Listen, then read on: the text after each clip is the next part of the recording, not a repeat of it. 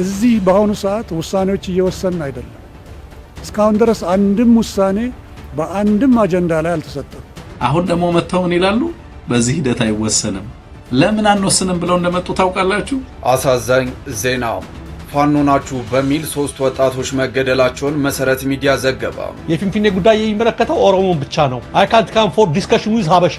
እዚህ የመጣሁት ከሀበሻ ጋር ልክ እነዚህ ድሮ ኤክስትሪሚስቶች እንደሚሉት መጀመሪያ አብይ ያለው ቅኝ ግዛት ስር ነበርን፣ ከሱ ደግሞ ነፃ ወጥተናል። እሱ ያለውን እናዳምጥና ሰላም ጤና ይስጥልኝ። እንዴት አደራችሁ? እንዴት ዋላችሁ? እንዴት አመሻችሁ? አምላክ በቅዱስ እግዚአብሔር ስሙ ዛሬም ዘወትርም የተመሰገነና የተወደሰ ይሁን። በወቅታዊ ጉዳዮቻችን ተመልሼ መጣሁኝ።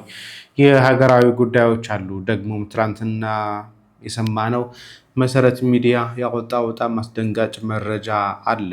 በጉራጌ ክልል የተከሰተ ነው። አማራ በመሆናቸው ምክንያት የተረሸኑ ወጣቶችን በተመለከተ የምናነሳው አለ። ሀገራዊ ምክክሩ ደስ ማይል ቦታ እየሄደ ነው። የአብይ አህመድ ንግግርም ትንተና ተሰጥቶበታል። ምን ጀምረው ግን ከኚህ አራተኛው ፓትርያርክ ከነበሩት ከአቡነ መርቆሪዎስ ነው። አገሬን ሰላም አውላት እኔም ሰላም እንደወል አገራችን ሰላም ያደርግልን። ከዚያ አዲስ አበባ ተነስቶ ከዚህ መድረስ የሚቻለው አካባቢ ሁላ ሰላም ሲሆን ነው። በኋላም በፊትም መኪናውን መሽከርከር የሚችለውም ሰውም ወዲያና ወዲህ ማለት የሚችለው በበስተቀር ይዘጋል እና የሀገር ሰላም ለሁሉም ነገር ወሳኝ ነው። ሀገራችን ሰላም ያድርግልን። ይህንን በተለይ ብለን የምንናገረው መናንያን በእውነት በርትታችሁ እንድትጸልዩ ነው። የቅዱሳን ጸሎት እጅግ ግዳጅ ትፈጽማለች። ከነደደ እሳት ያወጣል። ከተሰነዘረ ጦር ከተወረወረ ጦር ይመክታል። የቅዱሳን ጸሎት ቀድሞ የነበሩት አባቶቻችን እነ ሙሴ ይጸልዩ ነበረ። በጸሎታቸው ጽላት ተሰጥቷቸዋል። እነ አሮን ይጸልዩ ነበረ። በጸሎታቸው ክህነት ተሰጥቷቸዋል። ወደ ኋላ ወደ ዘመነ አበው መለስ ብለን እነ አብርሃም እነ ሄኖክ እነ አብርሃም እነ ኖህ እነ ኢዮብ እነ ዳዊት ይጸልዩ ነበረ። በጸሎታቸው ብዙ ነገር አግኝተዋል። ከፈተና ወጥተዋል። ከፈተና አምልጠዋል። ታዲያ የዳኑት በምንድን ነው? በጾማቸው በጸሎታቸው። እነ ኤልያስ ሰማይ ለጉመው ነበረ። ታዲያ ይህ ሰማይ የተለጎመው ዝናብ አልወርድ ያለ በምንድን ነበረ? በጸሎታቸው ነበረ። እንግዲህ ጸሎቱ ወደ እናንተ አጥብቃችሁ እንድትዙት እግዚአብሔር እንዲሰማን ሁሉም ነገር የፈራነው ሁላ እንዲታገስልን እንዲሸሽልን በዚህ አይነት መጸለይ አለብን። አባቶች፣ ዘመዶች እንደዚህ የሆነ እንደሆነ መልካሙን ነገር ቸርነቱን፣ ምሕረቱን፣ ይቅርታውን፣ አንድነቱን ይልክልናል። ፈጣሪያችን ጨካኝ አይደለም። ስለዚህ ቸርነቱ የማያልቅበት አምላክ በቸርነቱ ይጠብቀን። አሜን። እንግዲህ ወቅቱ የጸሎት ወቅት የሱባኤ ወቅት እንደመሆኑም አንዱ ከሌላው ትግል ባለፈ በጸሎት ማገዝ በሱባኤው ማገዙ ተገቢ ነው ብዬ አስባለሁኝ። ትግራይ ላይ እንዲህ አይነት ምህላዎች እየተካሄዱ ነው ያሉት።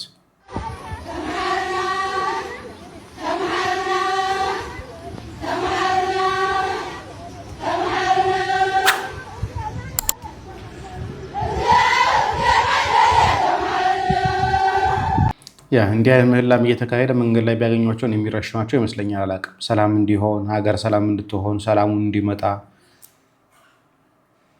እየተጸለየ ነው ያለው። የሆነ ሆኖ ግን እንቀጥል። ዛሬ ነሐሴ 4 ሰበር ዜና አለ። በአዲስ አበባ ሀገረ ስብከት የሚስተዋሉ መልካም አስተዳደር ችግሮችን ለመመርመርና ለማጣራት እንዲሁም ደግሞ ዘላቂ መፍትሄ ለመስጠት ከስሩ ምንጩን ለማድረቅ የሚደረገው ጉዞ በአጣሪ ኮሚቴዎች የተያዘ ሲሆን አጣሪ ኮሚቴዎቹም ህዝቡ ያለውን መረጃና ማስረጃ እንዲያቀርብ ጥሪ ተደርጓል። በአዲስ አበባ ሀገረ ስብከት በሚስተዋሉ አንዳንድ ችግሮች እየደረሰባችሁ ጉዳት ካላችሁ በአዲስ አበባ ሀገረ ስብከት በሚገኘው ጠቅላይ ቤተ ክህነት የማስረጃችሁን ኮፒ በመያዝ መቅረብ የምትችሉ መሆኑንና በምታቀርቡት ማስረጃም ከስራችሁም ሆነ በእናንተ ላይ ምንም አይነት ችግር እንደማይፈጠር ቅዱስ ሲኖዶስ ዋስትናውን ሰጥቷል።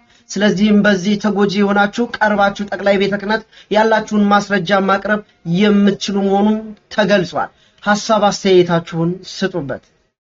እናመሰግናለን። እንግዲህ ወደ ሌሎቹ ነገሮች ከመግባት በፊት አጫጭር የሆኑ የቤተ ክርስቲያንና መንፈሳዊ ነገሮችን ላጋራችሁ ብዬ ነው። ታዲያ አዲስ አበባ ሀገረ ስብከት ሊቀ ጳጳሱ እንደተነሳ ለጊዜው እንደታገደ ዘግበንላችሁ ነበር። ይህም ደግሞ ከሙስና ጋር በተገናኘ ከብልሹ አሰራር ጋር በተገናኘ እንደሆነ ከዚህ የተነሳላችሁ ነበር። ታዲያ አሁን አጣሪ ኮሚቴዎች ተዋቅረዋል። በዚህ ምክንያት በደል የደረሰባችሁ አለም ደግሞ ሙስና የከፈላችሁም ካላችሁ ወረቀቱን ማምጣት የምትችሉ ካላችሁ ይዛችሁ ኑ የሚል ነገር ተሰምቷል።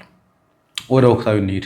መሰረት ሚዲያ ከዘገበው ነው የምንጀምረው። አሳዛኝ ዜና ፋኖ ናችሁ በሚል 3 ወጣቶች መገደላቸውን መሰረት ሚዲያ ዘገበ። ተመስገን ጌታቸው፣ ይታገሱ አሰግደውና ግዛው ግርማ የተባሉ 3 ግለሰቦች ከተሳፈሩበት የህዝብ ማጓጓዣ መኪና ላይ ፋኖ ናችሁ በሚል ውንጀላ ተገደው እንዲወርዱ ከተደረጉ በኋላ መገደላቸውን የአካባቢው ምንጮች ለመሰረት ሚዲያ ተናግረዋል። ድርጊቱ የተፈጸመው አገና በተባለችው ልዩ ቦታ ሲሆን ወንጀሉን የፈጸሙት የመንግስት ኃይሎች ከአካባቢው የአበሸጌ አገና ፖሊስና ከሚሊሻ አባላት ጋር በመተባበር እንደሆነም ተጠቅሷል። ግለሰቦቹ የተለያዩ ወንጀሎችን እንደፈጸሙና የተያዙትም ከአካባቢው ለማምለጥ በሚሞክሩበት ጊዜ መሆኑንና ከተያዙ በኋላም እንዲረሸኑ መደረጉን የአካባቢው ምንጮች ለመሰረት ሚዲያ ነግረዋል። ለወቅታዊና አዳዲስ ፈጣን መረጃዎች እናት መረጃን ላይክ ፎሎ አድርጉ። ፎቶው ቴሌግራም ላይ አስቀምጬላችኋለሁ። ከረሸናቸው በኋላ ምን ይመስላል የሚለውን ነገር ቴሌግራም ላይ አስቀምጫለሁ። ዩቲዩብ ኮሚኒቲ ስለማይፈቅድ ማለት ነው። እነኚህ ሰዎች በመኪና ውስጥ ሲሄዱ አስወርደዋቸው እናንተ አማራ ናችሁ በማለት ሲሆን ወንጀል ካለባቸው ፋኖ ናቸው በማለት ማስረጃ ካላቸው ለፍርድ ማቅረብ ሲገባቸው ነገር ግን እንደ ቀይ ሽብር እንደ ነጭ ሽብር መንገድ ላይ የሚረሽኗቸው ሆኗል። በሚያጣም በሚያዝን ሁኔታ ላይ እጃቸውን ወደ ኋላ ጥፍና አድርገው አስራቸውን ጭንቅላታቸውን የመቷቸው ከዛ ኋላ እነኚህን ከገደሏቸው በኋላ ትውልድ ቦታቸው እዛ ጉራጌ የተወለዱት እነኚህ ሰዎች ወሰዷቸው። እዛ ጧራቸው ማንም ሰው እንዳይነካው ማንም ሰው እንዳይወስዳቸው ይህን ሬሳ የሚነካ ሰው ካለ ፍርድ በራሱ ተብሎ 3 ቀን እዛ ቦታ ላይ እንዲሆኑ አድርገዋቸው አውሬ እንዲበላቸው ነበር ያሰቡት የነበረው። ድንገት አውሬ አልበላቸው። ከዛ ኋላ እንግዲህ 3 ቀን በኋላ እንግዲህ ቤተሰብ ለመቃወር የተገደደው። አስቡት፣ ይሄን እየተደረገ ያለው በማንነት ብቻ ሀገራችን ላይ በማንነቱ ምክንያት ማንም ሰው በደል አልደረሰበትም የሚለው ጠቅላይ ሚኒስትር እንዲህ አይነት ሰዎችን ከመኪና እያስወረዱ የሚረሽኑ መሆኑ ግን ይረሳል። ያሳዝናል። እንቀጥል። እዚህ በአሁኑ ሰዓት ውሳኔዎች እየወሰንን አይደለም። እስካሁን ድረስ አንድም ውሳኔ በአንድም አጀንዳ ላይ አልተሰጠም። ምናልባትም ወደፊትም አይሰጥም። ውሳኔ የሚሰጠው ምንድነው? ምክረ ሐሳብ ነው። ምክረ ሐሳብ በእያንዳንዱ አጀንዳ ላይ እንደዚህ ቢሆን አቅጣጫው በዚህ ቢሄድ እና ተግባራዊ አካላት ይህንን ቢያደርጉ ተብሎ ባለፈውም እንዳልኩት ለህግ አስፈጻሚውም ለህግ አስከባሪውም ወይም ደግሞ ለህግ አውጪውም ለህግ ተርጓሚው የሚተላለፉ ምክረ ሐሳቦች ይሆናሉ። ለፖለቲካ ፓርቲዎች የሚሰጡ ምክረ ሐሳቦች ይኖሩናል። ለሃይማኖት ተቋማት የሚሰጡ ምክረ ሐሳቦች ይኖሩናልና ለተለያዩ ተግባራዊ አካላት የምንሰጣቸው ምክረ ሐሳቦች ነው እንጂ ልክ አሁን እየተንሸራሸረ ያለው ሐሳብ በዚህ ሐሳብ ላይ ድምፅ ብልጫ ይሰጥበታል ሰሞኑን። ስለዚህ በጋራ ተመካክረው ከደጅም ከውስጥም ያሉ ሎቢ ተደርገው በዚህ ውሳኔ ላይ እንዲህ ሊያደርጉ ነው የሚባለው ነገር ከአሉባልታ ያለፈ አይደለም። ስለዚህ ይሄ ለሁላችንም ግልጽ ሊሆን ይገባል። ይህንን ለምን እንዲህ አለ የሚለውን ነገር ፕሮፌሰር ትንግርቱ በደንብ አድርገው ይተነትነዋል። ሆን ተብሎ ያሰቡት አጀንዳ ያሰቡት እቅድ ስላልተሳካላቸው አሁን የሄዱበት መንገድ በእንደዚህ አይነት ሁኔታ መሆኑ ነው እንመለከተዋለን። ባይሆን ደስ ይለኛል። እኔ ትልልቅ ሰዎች ስለሆኑ በጣም ሆነስትሊ ሰዎችን ማክበር ደስ ይለኛል። ፕሮፌሽናሊ ትልቅ ሰው ናቸው መስፍን አርአያ። ፕሮፌሽናሊ ኢንቴግሪቲ ያላቸው ሰዎች ሰው እንደነበሩ ነበር የማውቀው ከዚህ በፊት። አሁን የዚህ ቆሻሻ ታሪክ አካል ሆነው በናሽናል ዲያሎግ ኢትዮጵያ ችግሯን ልትፈታ የ60 ዓመት የ70 ዓመት ችግሯ ሊፈታ አቤት እንግዲህ ከዚህ በኋላ የሀገሪቱ መከራ ምናምን እያሉ ከረሙ። ጦርነት እየተካሄደ ሀገሪቷ ላይ ጦርነት እንኳን አጀንዳ ሆኖ ሰላም ይስፈን ለሀገሪቱ ለማለት ተቸግረው አሁን ደግሞ መተው ምን ይላሉ? በዚህ ሂደት አይወሰንም። ለምን አንወስንም ብለው እንደመጡ ታውቃላችሁ? የነሱ አጀንዳ የነበረው አዲስ አበባ ጉዳይ ላይ ነጥብ አስቆጥሮ የሌላውን ኢትዮጵያዊ ገፎ በቫዮለንስ በማስፈራራትም በተለያየ መንገድ ከኢትዮጵያ ህዝብ ያንን ዋና ከተማ መግፈፍ ነው አላማቸው የነበረው። በዛ ህዝቡ ነቃባቸው። ምክንያቱም ታንክስ ቱ የአማራ ፖለቲካ ኢትዮጵያውያንን ዋሪየር አድርጓቸዋል። ፎርዛት ማተር የአማራ ፖለቲካ ህብረተሰቡ ነቅቶ ራሱን እንዲጠብቅ አሁን ይኸውልህ እያስፈራሩ ነው የሚል ነገር እየሰማው ነውና ተወስናላችሁ ካልወሰናችሁ አንድ በግልጽ ብነግራችሁ ነገር የፈለጋችሁትን ወስኑ። በእርግጠኝነት ብነግራችሁ ነገር ግን የአማራ ህዝብ እናንተ ቫዮለንስ የሚሸበርበት ጊዜ አብቅቷል። በፊት ዱላ እያያዛችሁ ከተማውን እየከበባችሁ ህዝብ እያስፈራራችሁ የምትፈልጉትን ታደርጉ ነበር። ያ ምዕራፍ ግን ይዘጋል። በእርግጠኝነት የምነግራችሁ ነገር ያንን ቫዮለንስ እያያዛችሁ ህዝብ እያሸማቀቃችሁ በኃይል ፍላጎቶቻችሁን የምታስፈጽሙበት ጊዜ ይበቃል። ይሄንን በግልጽ መናገር ያስፈልጋል። ባይዘው በየቦታው አሁን ቫዮለንስ የፖለቲካል ቫዮለንስ ለኦህዴድ ብዙ ሰዎች ፖለቲካል ቫዮለንስ ፖለቲካው አልሰራ ሲል የሚከሰት ቀውስ ይመስላችኋል አይደል? ኖ it's just modus operandi ነው። ለኦህዴድ ፖለቲካል ቫዮለንስ ህዝቡን ይወላችሁ። ይሄ ትውልድ የአባቶቹ አይነት ትውልድ አይደለም። አይታገልም። እስክሪብቶ ነው ያለው።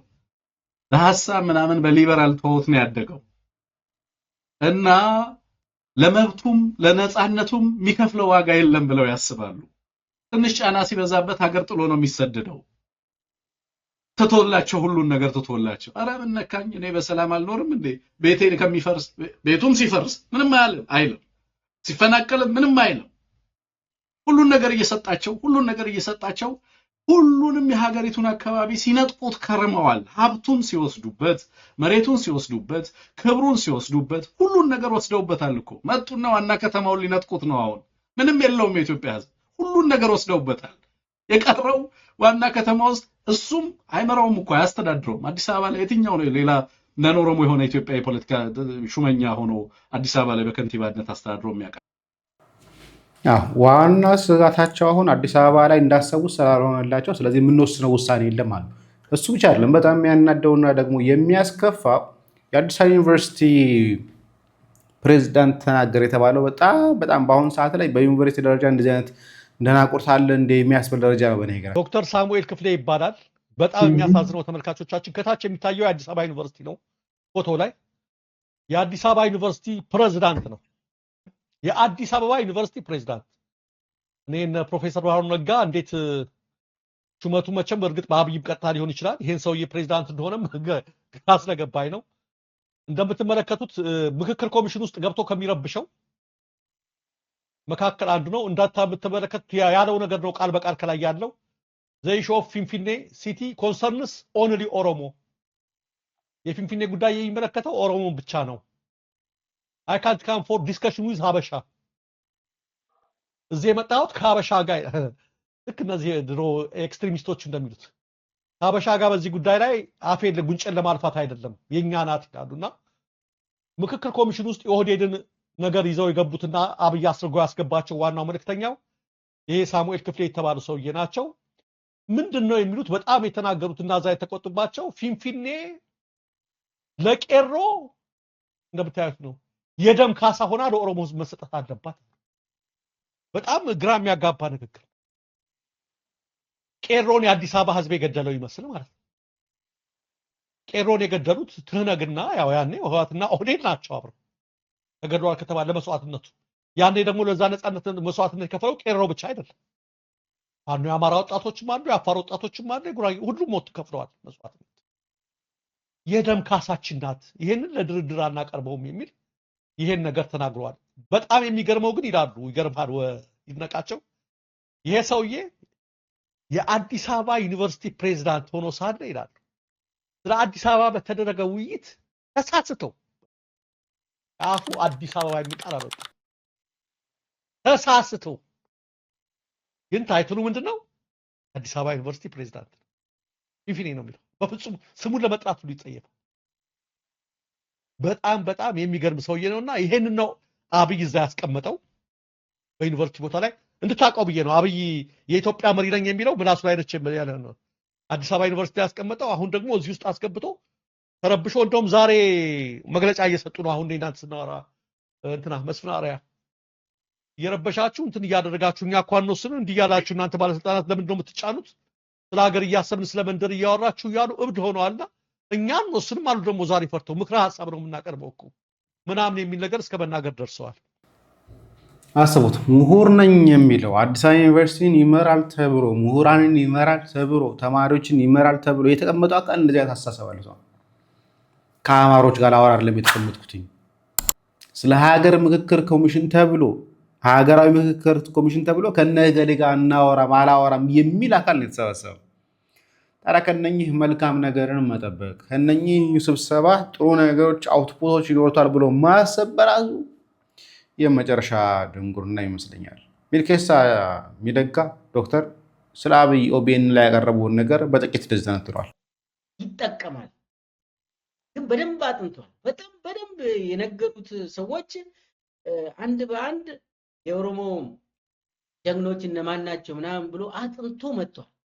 ከነስማቸው ኤቭሪቲንግ አጥንቶ መጥቷል። ትርክቱን በደንብ ለማወቅ ሞክሯል። አጠቃላይ መጥቶ ግን ራሱን የሚያፋልስበት እንትኖችን እናወራለን ማለት ነው። መጀመሪያ አብይ ያለው ቅኝ ግዛት ስር ነበርን ከሱ ደግሞ ነፃ ወጥተናል እሱ ያለውን እናዳምጥና ምን ማለት ነው ይሄ የምለውን እናወራለን። jijjiirama asitti gaaffileen uummanni Oromoo qabateetti qabsaa'atu እዚህ ላይ ጋዜጠኛው የሚጠይቀው ከለውጡ ወዲህ እርሶ ወደ ስልጣን የመጡ ቀን ጀምሮ ለኦሮሞ ህዝብ ምን መልስ ተሰጠ? ምን መፍትሄ ያገኘ ኦሮሞ ህዝብ? የኦሮሞ ህዝብ ጥያቄ የትኛው ነው የተመለሰው ብሎ ጠየቀ ጋዜጠኛው። ግልጽ የሆነ ጥያቄ ነው የተጠየቀው። ምንድነው የመለስከው አብይ አህመድ ብሎ ጠይቋል ጋዜጠኛው። የአብይ ምላሽ ደግሞ እናዳምጠው። jalqaba Oromoon lisoomeera. Bita mirga fuuldura duuba ilaaluun barbaachisaa miti. Oromoon guutummaatti bilisoomeera. የመጀመሪያው ኦሮሞ ሙሉ በሙሉ ነፃ ወጥቷል። ቀኝ ግራ ፊት ምናምን እንዳታይ ሙሉ በሙሉ ነፃ ወጥቷል። እኔ ነፃ ያወጣሁት እያለ ነው። Oromoo bilisoomsuuf har'a qabsaa'uun gowwummaadha. ዛሬ ኦሮሞን ነፃ ለማውጣት ትግል ማካሄድ ሞኝነት ነው አለ። Bilisummaa qaamaan mul'atu. Bilisummaa aangoo qabachuudhaan mul'atu duwwaa miti. Oromoon sammuunsaa bilisoomee jira. Dhaloonni har'a ijoollee keenya afaan ofii dubbatachaa karaarra deemu akka kee kaleessaa hanqaanaaf fakkaata. ያውኑ የኦሮሞ ወጣቶች በጭንቅላት ነፃ ወጥተዋል። እንዳንተ ኦሮምኛ በመናገር የሚሸማቀቁ እና የሚታሰሩ ይመስላል እንዴ? አንተ እኮ ትላንትና ኦሮምኛ በመናገር በአፋን ኦሮሞ በመናገር ትታሰር ነበር። ዛሬ ኦሮሞ ህዝብ የኦሮሞ ልጆች ወጣቶች አፋን ኦሮሞ በመናገር የሚታሰር አለ ወይ ብሎ ጠይቀኝ። duuba laalaa kan namatti fakkaata waan dubbataniif abbaan ta'e dhufee qabee kan hidhu sitti fakkaata qabaa sammuun isaa bilisoomee jira. Dhaloonni har'a ijoolleen keenya afaan ofii dubbatachaa karaarra deemu akka kee kaleessaa hanqaanaaf sitti fakkaata waan dubbataniif duuba laalaa kan namatti fakkaata waan dubbataniif abbaan ta'e dhufee qabee kan hidhu sitti fakkaata. አሁን ይሄ ጋዜጠኛውን ነው የሚለው። ጋዜጠኛው እንዳንተ እንደ ትናንት አፋን ኦሮሞ ስለተናገርክ የሚሸማቀቅ ዜጋ የለም። ዛሬ ማንም ሰው መጥቶ አያስርም። እንዳንተ ትናንትና አንተ አፋን ኦሮሞ ስለተናገርክ ታስራለህ። ዛሬ ግን የሚያስር ሰው የለም ነፃ ስለወጣ። ኦሮሞ ሰሙን ሳብልሶ ሜጀር Afrika ba wante guddachuu barbaada. Hawwii garaa garaa ni qabaata. Hawwiin sun mirkanaa'uuf yeroo fudhatu qabsoo barbaada. Naa galan Oromoon sammuun isaa bilisoomeera. Oromoon garbummaa kaleessaa bilisoome duwwaa miti garuu injifannoon har'a. Kana booda gonga Oromoon gargar ከትላንቱ ቅኝ ግዛት ነፃ መውጣት ብቻ ሳይሆን ለወደፊትም የሚገዛ ህዝብ ባሪያ አይሆንም። አብቅቶ isa kaleessaa bilisoomeera. Kana booddee immoo Oromoo garbata akka kaleessaa hamma danda'a akka kaleessaa buqqisee lafa isaa saammachuu danda'a akka kaleessaa namni jedhee yaadu gareen jedhee yaadu gowwaadha Oromoo kana keessa darbee jira. Tokkoffaa bilisoomeera. Qaamaan duwwaa miti sammuun isaa bilisoomeera. Lammaffaa kana booddee gonkumaa Oromoon garbummaaf qophaa'an. Sejjaba tokko tureefu baay'ee gadda. ለመቶ ዓመቱ ቅኝ ግዛት ባሪያነት ለሱ ራሱ ያዝናል። ከዛ ከታሪክ ከዛኛው ነፃ ወጥቷል። ከመቶ ዓመቱ ነፃ ወጥቷል። ለወደፊትም ማንም ሰው መጥቼ ኦሮሞን አንበርክኬ ባሪያ አድርጌ እገዛለሁ የሚል ካለ እሱ ሞኝ ነው። ነፃ ወጥቷል።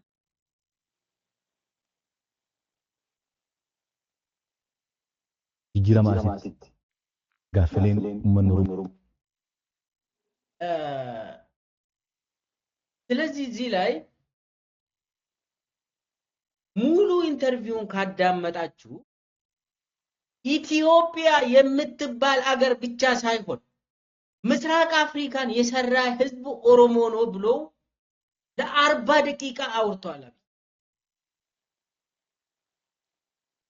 እንዳውም አንዳንድ ቦታ ኦሮሞ ከኢትዮጵያ የሚበልጥ ህዝብ ሆኖ ከኢትዮጵያ መሸሽ የለበትም ኢትዮጵያን ገንብቷል አለ። ኢትዮጵያን የገነባ ህዝብ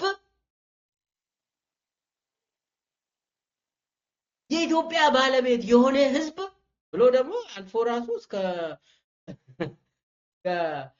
ኤርትራ ሁሉ ያነሳል።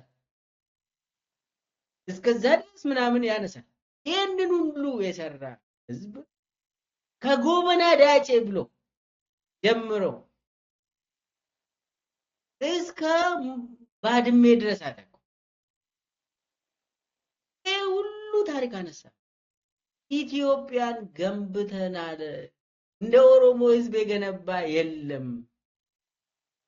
ከንጉስ አልፎ እንዳውም ከጎበና ብቻም ሳይሆን አለፈ ከሱሲኒዮስ ጀምሮ ታሪክ ሙሉ እንትና ላሊበላ ጀምሮ እስከ አዳዲ ማርያም እያለ ቤተክርስቲያናት ግንባታዎችን እያነሳ የኦሮሞ ሮል አለ ብሎ ኢትዮጵያን ገነባን እኮ ብሎ እንደ ኦሮሞ። በነገራችን ላይ አሁን ነው ይሄ መከፋፈል በደንብ እየጎላ የመጣው እንጂ ቤተክርስቲያን መገንባት ኦሮሞ አማራ ምንድነው ቫልዩ አድ የሚያደርገው? ኦሮሞም ገነባው፣ አማራም ገነባው፣ አፋርም ገነባው፣ ምንድነው ቫልዩ አድ ሊያደርግ የሚችለው? ሀገር ግንባታ ላይ ያለው ያው አለ። ማንም ሰው ሄዶ ተዋግቷል፣ ደሙን አፈሷል፣ ሀገር እንዳትወረር አድርጓል። ሁሉም በየሚችለው አቅም ሰው ልኳል ለመዋጋት እንትን ለማለት። ግን ይሄ ነገር ዩኒክ አድርጎ ሌላውን ሊያንቋሽሽ ሌላውን ገደል ሊከት የሚችል ማንነት ይሰጣሉ የሚባል ምንጭ አይመስለኝም። እንዲሰጥ የሚችልም አይመስለኝም። ቢያንስ ከአንድ ብሔር አንድ ሰው እንኳን ቢሰዋው ያ ብሔር የሆነ አካል እንደሰዋው ምንም የምንገነዘበው ነገር ነው። ማን አብራጫ ልኳል ሌላ ጉዳይ እሱ ቢሆንም ማለት ነው። ጎበናን ያሳነሰ ሰው ራሱን ነው ያሳነሰ ብሎ ከነገረን በኋላ መጨረሻ ላይ ደግሞ መጣው ባሪያ ሆነን ቁጭ ብለናል። ከዛ እኔ ነኝ ነፃ ያወጣሁት። ኦሮሞ ህዝብ ሆይ ነፃ ወጥተሃል፣ እንኳን ደስ አለ። እኔ ነኝ ደግሞ ነፃ ያው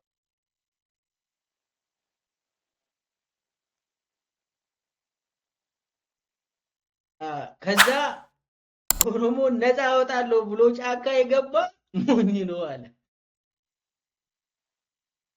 ሚምታታ ኢትዮጵያ የምትባል አገርን ገንብተናል ብለ ካወራ በኋላ ቅኝ ግዛት ውስጥ ነበረች ኢትዮጵያ ደግሞ ብሎ ኦሮሞ ቅኝ ግዛት ገብታለች ብሎ ነፃ ነኝ ያወጣሁት 100 ዓመት ሁሉ ባሪያ ሆነ እኔን አመስግነኝ አለ ኦሮሞ።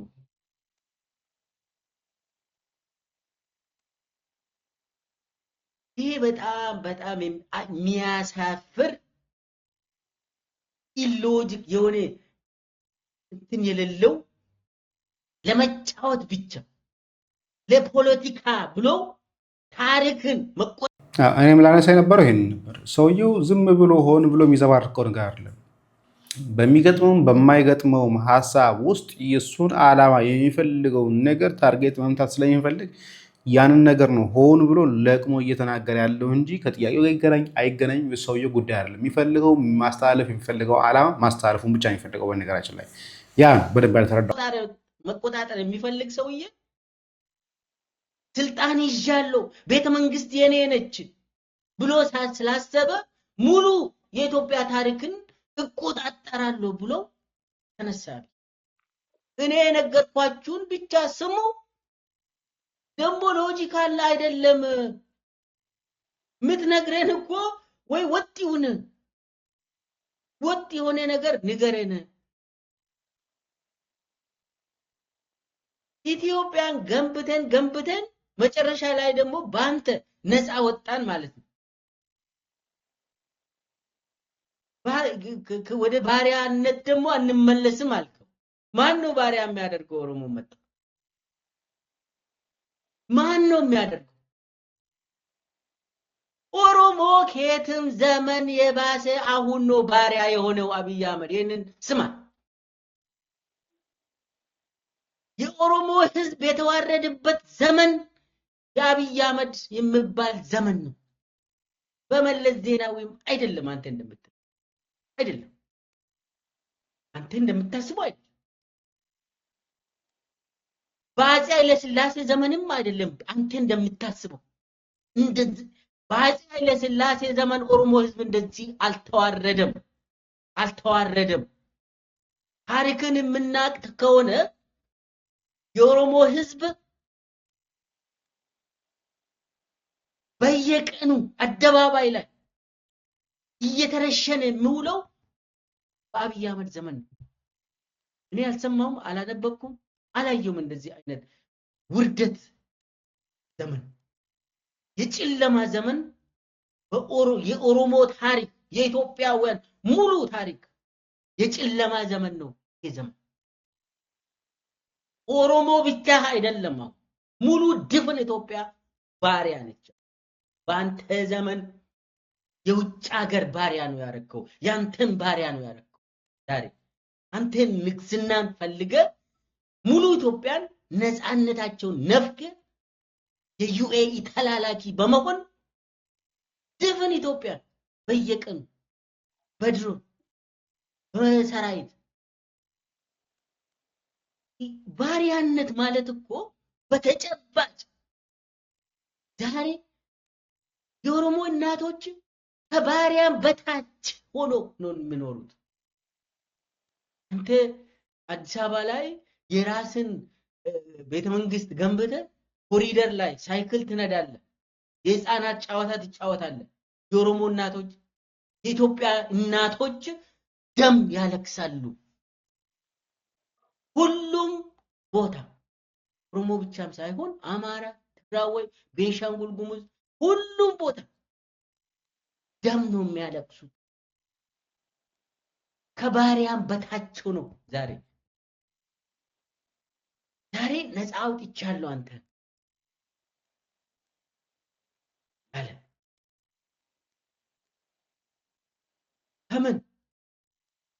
ከምንድን ነው ነፃ ያወጣ? 100 ዓመት ታሪክ ነው ነፃ ያወጣ? መቼ ነው ኦሮሞ ደግሞ በወያኔ ጊዜ ነው ቋንቋው ስለተናገረ የሚገደለው? እኔ አንዳንዴ የኦሮሞ ብሔርተኛ መሆን ከፈለግ አለ መንገዱ እኮ አለ። ግን እዛ ውስጥ ለመግባት ከሁሉም ቦታ በጥፊ ተመቶ ስባረር መቶ ኦሮሞ ስር ኦሮሞ ብሔርተኛ ስር መደበቅ ይሞክራል። ደም ቦታ የለም እዛ የለም። እዛ የኦሮሞ ህዝብ ነፃ አልወጣ። ሁሉም ኢትዮጵያውያን ነፃ አልወጡ። ነፃ የንግስና ዘመን ብለ አማራ ክልል ስትሄድ የምታወራ ሌላ፣ ኦሮሚያ ክልል ስትመጣ ሌላ ነው የምታወራ። ለሁሉም ኢትዮጵያውያን የተለያየ ነገር ነው የምታወራ። ሙሉ ድፍን ኢትዮጵያውያን የተፋለሙ ነው ነፃ ለመውጣት። አንተ ነው ነፃ ለመውጣት።